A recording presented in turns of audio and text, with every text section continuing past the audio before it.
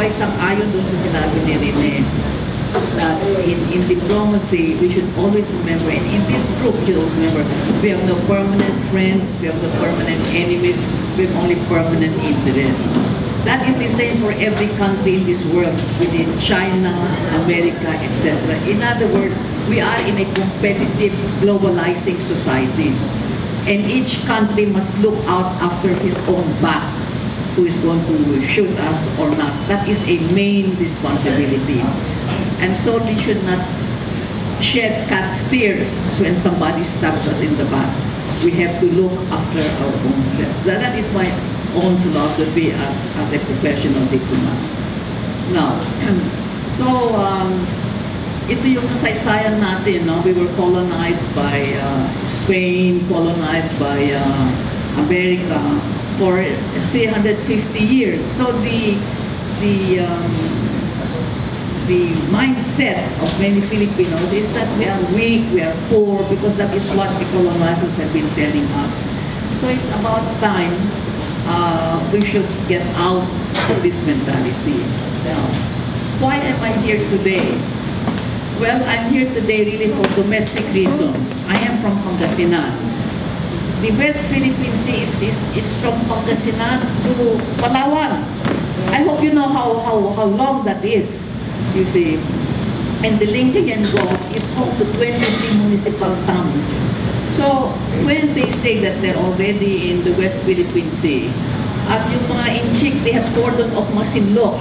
When I was a child, alam ko na yung Masinloc, yung pangalan hindi Scarborough eh. Scarborough is an English name. But that is how the colonizers make us feel that we have nothing to do with our own national territory. Scarborough ang pangalan, that's a very British name. But Masinloc, I knew because it was a mining town. And that's where the prostitutes used to come from. Because in a mining town, there are always prostitutes because the demand is there among the men who are there on a temporary basis. So, ask any child who lives in Lingayen, Pangasinan, alam na kung ano ba yung Masinloc.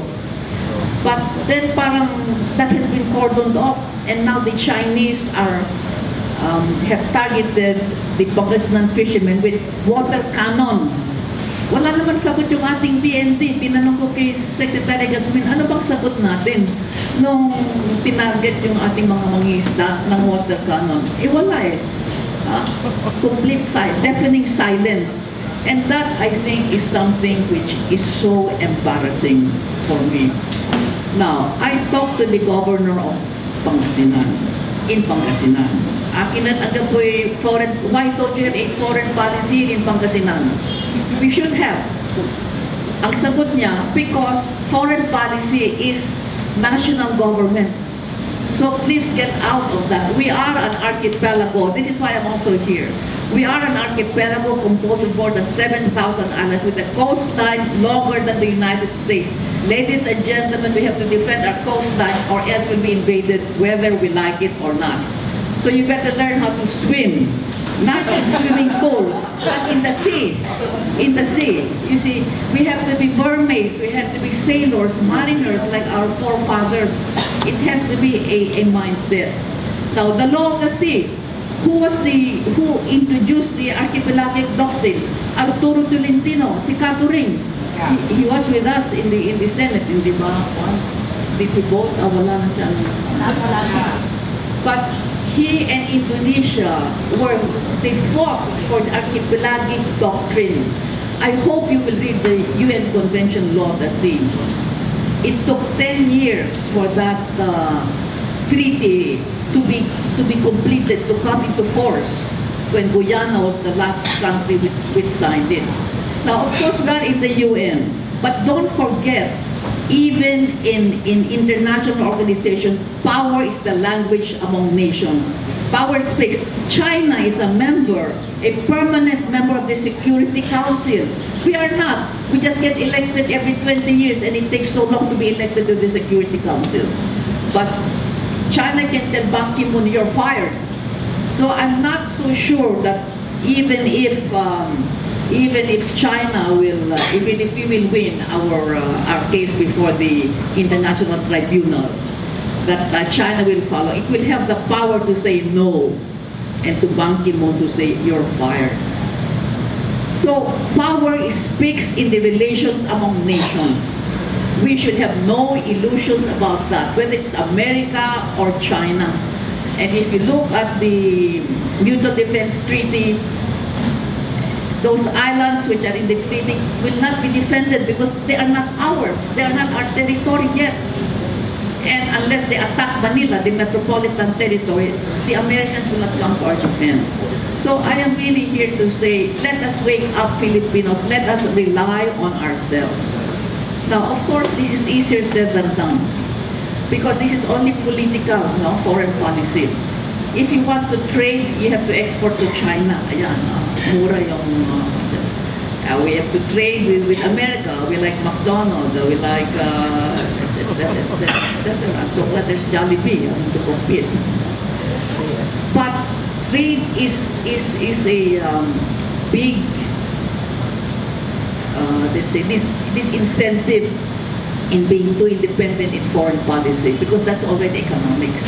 So what do we do in this globalizing world? So I hope that Filipinos will awake to the fact that we have to look after our own backs. And how I wish that there could be a women's movement, Lisa, so we can meet the Chinese submarines in motorized bancas on the Lingayen Gulf and say, Alistan. Even that, we cannot keep protesting. We cannot keep protesting or using protocolar or official methods. The people have to participate. Kaya nga gusto ko po itong soberanya, no, Sir Neri. The people have to participate. We have a certain say in diplomacy. We have a say in security. We have a say in international relations. It's not only to the professional diplomats, the professional soldiers. We have to do this when the national security is threatened and the writing is on the wall. Leave us alone. Will other countries leave us alone? That is the question. And the Philippines is a very attractive victim in foreign policy. Why? We are one of the richest countries in the world. Don't believe that we are poor. We are rich in resources. And that is why China will not let us go because of the natural gas and the oil and all the, you know, we are the center of biodiversity in the entire globe. That is in Verde Island. We should know and we should treasure this beautiful country of ours. Kayo mga kabataan, don't go abroad. Stay in the Philippines, don't migrate. Learn how beautiful this country is and how rich we are. But you have to learn how to dive. You have to learn how to swim. Don't use skin whiteners. You will be dark in the sea. You know what I mean, no? You have to adjust to the culture of the sea, which we have not. We think we are living in a continent. We like cars, we don't like bancas, we like ships, etc. So, I'm sorry for this long answer. But we are an archipelago, 7,000 islands. This is why it's really more fun in the Philippines. With 7,000 islands, we have some of the most beautiful beaches, some of the most beautiful scenery. It's not only Boracay who has the monopoly of white beaches, so does Pangasinan, you see, the West Philippine Sea. Now, countries will not leave us alone. I wish some of you, and then Congressman Neri, you have the capacity to research. You compare our military capability with China. Talagang kawawa tayo. Ha? China has about 40 submarines, 0 tayo. China has about 600 helicopters, we only about 8, and most of them are flying coffins.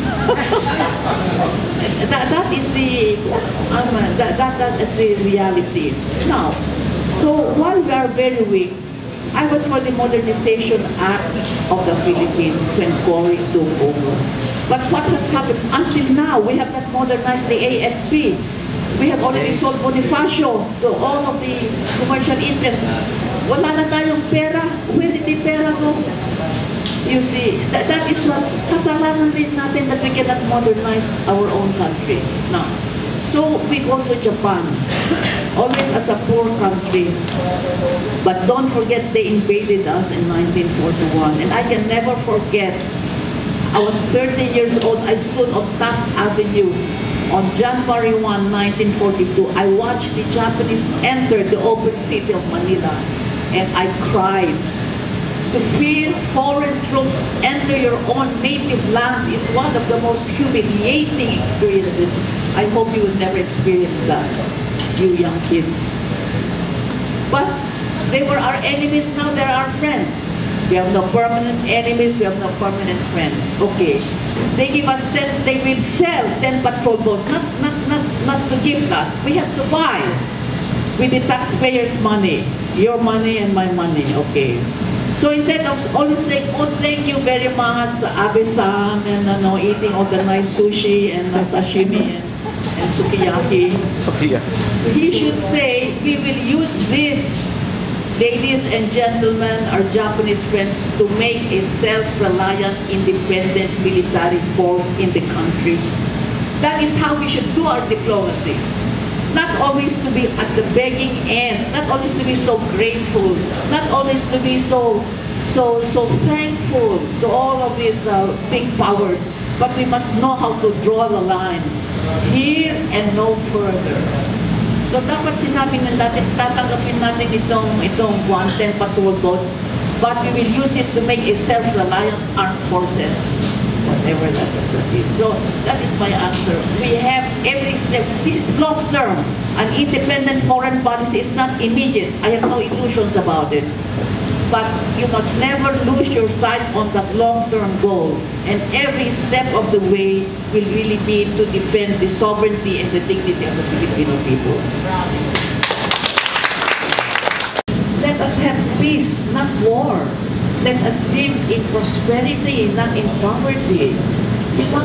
No? So maybe in May you can compose some songs about love and prosperity, and you can say, for the Chinese, what should we wage war? We got siopaw from you, and siomai and pansit canton, and the links are deep.